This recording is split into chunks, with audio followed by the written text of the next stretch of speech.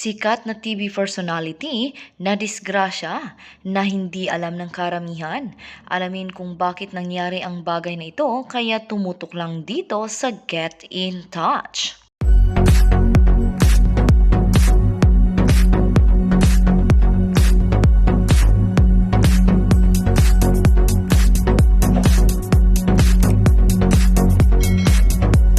Naaksidente ang radio at TV personality na si Deji Chacha o Tsarina Balba sa tunay na buhay habang nagbebisikleta sa isang lugar sa Bukawi, Bulacan.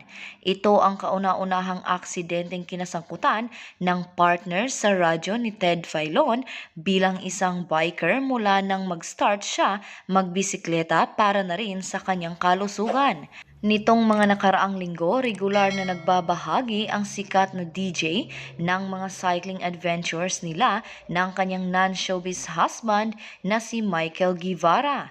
Ikinwento ni DJ Chacha sa kanyang mga social media followers na nangyari ang insidente nang sumali siya sa long distance biking kahapon October 10 kasama ang ilan pang bikers. Ipinost niya sa Instagram ang ilang litrato kasama ang kanyang bisikleta at mga sugat na tinamo mula sa pagkakaaksidente. My first bike accident happened today. Ang ruta namin ay QC Baraswain Church, QC. Excited ako kasi siyempre, first 80-kilometer ride ko. Napakasakit Kuya Eddie, char. Pero seryoso, mahapdi. Nadali ako ng lubak sa Bukawi, Bulacan. Hindi naman kabilisan yung takbo ko, pero sa lalim ng lubak, hindi ako nakapreno agad. Kasalanan ng preno, char. Ayoko naman isisi sa lubak pero sabi ng mga residente lagi raw talagang may naaaksidente sa area na to ng Bukawi. Buti na lang walang mabilis na sasakyan sa likod ko dahil baka hindi lang ito inabot ko, pahayag ni DJ Chacha sa kanyang caption. Patuloy pa niya, pero nakakaloka kanina. Pagtayo ko, una kong inisip yung bike ko. Agoy, nung nakita ko yung gasgas, mas humapdi yung sugat ko. Ayon kay DJ Chacha, maswerte pa rin siya dahil minor injury lang sa hita ang kanyang tinamo at kaunting damage sa gamit niyang bike. The Lord really protected me today. Kahit may nangyaring ganito, pasalamat pa rin kay Lord dahil nailaban pa rin makauwi kahit injured na. Lesson learned na rin talaga sa akin at sa lahat ng bikers po. Doble ingat talaga tayo. Okay lang mabagal, maingat, dahan-dahan pero safe naman, aniya pa. Sa huling bahagi ng kanyang IG post, nanawagan na rin si DJ Chacha sa local government officials ng Bulacan para ayusin ang mga lubak-lubak na kalsada na naging dahilan ng aksidente. Bulacan LGU, pakiayos po please, pasama na rin Valenzuela LGU. Anlala talaga ng mga lubak. Akala ko nasa moon ako sa tindi ng lubak. Char, say pa ni DJ Chacha. Ikinasal ang kilalang DJ sa businessman na si Michael Guevara noong 2019 at binayayaan ng isang anak noong nakaraang taon.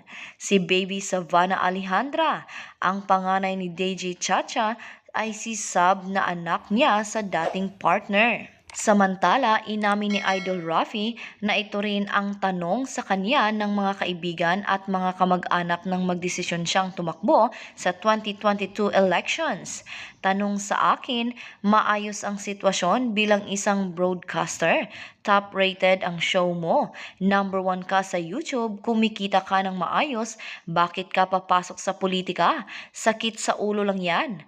Para kang kumuha ng bato at ipinukpok mo sa ulo mo. Bakit nga ba? Ang bungad ni Rafi nang makaharap siya ng ilang miyembro ng media nitong Sabado ng gabi. Sa loob po ng mahigit 2 dekada ko na sa public service bilang isang broadcaster at private citizen, doing public service na kung saan araw-araw 5 days a week, nakakaharap ko, nakakausap ko ang mga tao na idinudulog ang samot-sari nilang problema. Lahat yata ng problema ng mga Pilipino ay napakinggan ko na at naaksyonan ko. Ramdam ko po ang kanilang paghihirap, ramdam ko ang kanilang kinikimkim, mga sama ng loob, kitang-kita ko. First hand because face-to-face ko silang nakakausap nung wala pang pandemic. Kung paano nila binibitbit ang kanilang sama ng loob dahil hindi po naaaksyonan ng mga kinauukulan ang kanilang problema. So, they come to me as last result. Ramdam ko ang kanilang galit sa sistema pero hindi ko ginagatungan. Yung kanilang galit sa halip ay sinasabi ko, chill lang, kaya nating ayusin. At naayos naman namin, Ania. Isa pang halimbawa si Rafi ay ang mga manggagawang maliliit na mabababa ang sweldo pero hindi binibigay ng tama ng mga amo kaya lumalapit sa kanya at tutulungan niyang ilapit sa dole na mabigyan naman ng aksyon agad. Kakausapin ng arbiter yung amo ng employees. Pag-aayusin sila at dahil nandyan kami, nagkakaayos. Na ibibigay yung pera na hindi naiibigay, but there are some cases na tatawad yung amo, yung empleyado dahil walang-wala at gusto nang makauwi ng probinsya, kaya tatanggapin na lang yon. At sasabihin ng dole kay amo, wag nang ulitin, kwento ng broadcaster.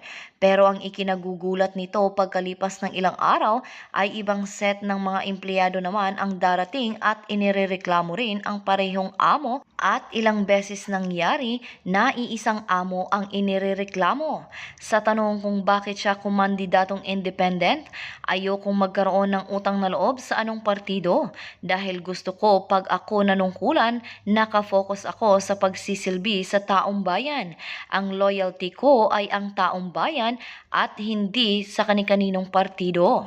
Ano ngayon ang inyong masasabi sa isyong ating pinag-usapan? Kung meron man kayong mga komento o reaksyon, mag-comment lang kayo sa comment section na may respeto at hindi pamamahiya sa kung sino man. Kung gusto nyo pa ng ibang mga update tungkol sa inyong mga paboritong artista, pwede nyong i-click ang link na makikita nyo sa description ng video. At sa hulihan ng video, pwede nyo ring i-click kung interesado kayo na panoorin ito. Makikita nyo rin sa bandang itaas ng video na may lumalabas na I button. Maaari nyo ring i-click para mapanood ang mga huling video na in-upload ko. At ang pinaka-importante ay huwag po ninyong kalimutan na mag-subscribe, like, share at i-click ang bell notification para maging updated po kayo sa lahat ng mga videos na ina-upload ko sa channel na ito. Maraming salamat din po sa palaging panunood, pagsubaybay at walang sawang pagtangkilik sa aking channel.